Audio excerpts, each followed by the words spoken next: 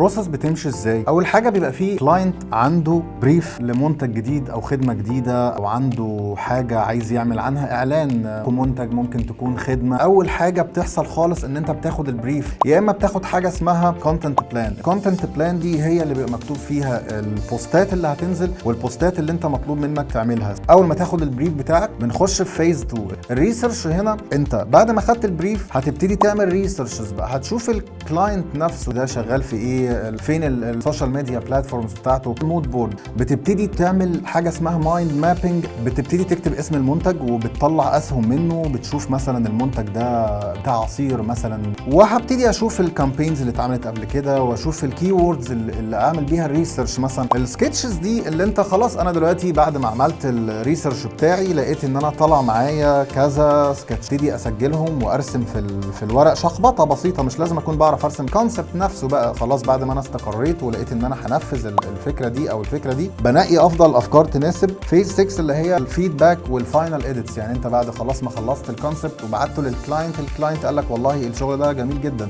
بس محتاج نعدل حاجه معينه في الارت وورك، او محتاجين نعدل حاجه في الالوان، عشان هو ده اللي هيخلي عقلك يشتغل ويبتدي تطلع الايدياز.